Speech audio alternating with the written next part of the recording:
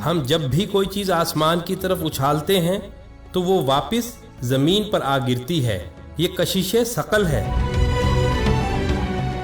جس کی دریافت کا صحرا نیوٹن کے سر باندھا جاتا ہے. لیکن حقیقتاً کیا اس کو سب سے پہلے نیوٹن ہی نے دریافت کیا تھا، یا قرآن 1400 سال پہلے ہی اس پر سے پردہ اٹھا چکا تھا؟ اور یہ گریوٹی ہے کیا؟ آئیں دیکھتے ہیں.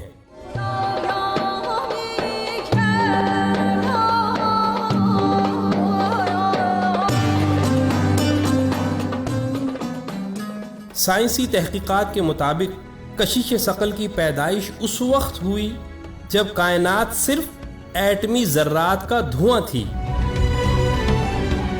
اور ڈارک انرجی ان ذرات کو پھیلاتی جاتی تھی. تب گریوٹی نے اس کے برخلاف ذرات کو ملا کر سیارے، ستارے اور کہکشاؤں کو بنانے کا آغاز کیا.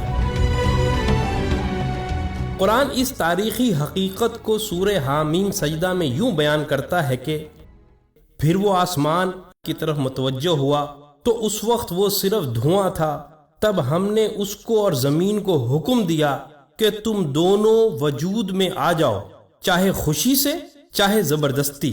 تو انہوں نے کہا ہم بخوشی حکم بجا لا کر وجود میں آتے ہیں.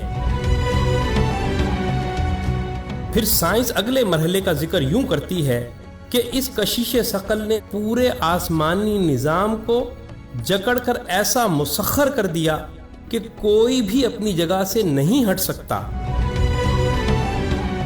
اور قرآن اس مرحلے کو بھی سورہ فاطر میں یوں بیان کرتا ہے کہ بے شک اللہ نے زمین و آسمان کو مضبوطی سے تھاما اور جکڑا ہوا ہے کہ کہیں وہ اپنے مقام سے ہٹ نہ جائیں. اس کے بعد سائنس کہتی ہے کہ کشش میں جکڑنے کے ساتھ ساتھ ایک توازن بھی قائم ہو گیا. اسی توازن کے حوالے سے قرآن سورہ رحمان میں یوں کہتا ہے کہ اور اس نے آسمان کو بلند کیا اور میزان قائم کر دی تو اس کا تقاضا یہ ہے کہ تم اس میزان میں خلل نہ ڈالو.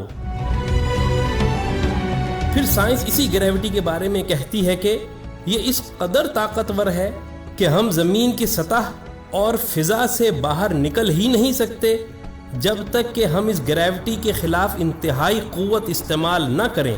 اسی کے لیے آج راکٹ بنائے گئے ہیں. اور اسی عظیم حقیقت کو قرآن یوں بیان کرتا ہے کہ اے گروہ جن و انس، اگر تم زمین و آسمان کی سرحدوں سے نکل کر بھاگ سکتے ہو تو پھر بھاگ کر دکھا دو، اور تم نہیں بھاگ سکتے اس لیے کہ اس کے لیے بہت قوت کی ضرورت ہے. آگے چل کر سائنس کہتی ہے کہ کائنات کی تباہی بھی اسی گریوٹی کے ختم یا کم ہونے کی وجہ سے ہوگی. قرآن اس عظیم تباہی کو قیامت کا نام دے کر سورہ حاقہ میں یوں بیان کرتا ہے کہ اور قیامت کے دن آسمان پھٹ جائے گا اور اس دن اس کی بندشیں ڈھیلی پڑ جائیں گی،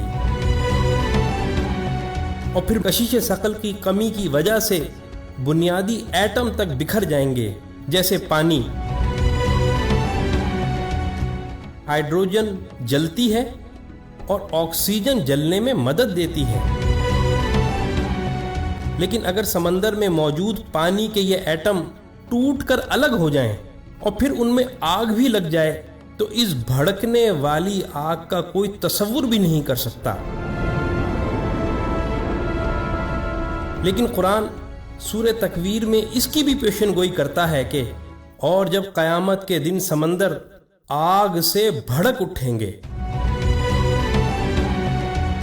مگر دکھ کی بات یہ ہے کہ مسلمانوں سمیت سب لوگ کشش ثقل کی دریافت کا صحرا نیوٹن کے سر باندھتے ہیں، اور دوسروں کو تو چھوڑیں، خود مسلمانوں تک کو یہ پتہ نہیں کہ کشش ثقل کی تمام تر ضروری تفصیلات قرآن نے آج سے 1400 سال قبل ہی دنیا کو بتا دی تھیں.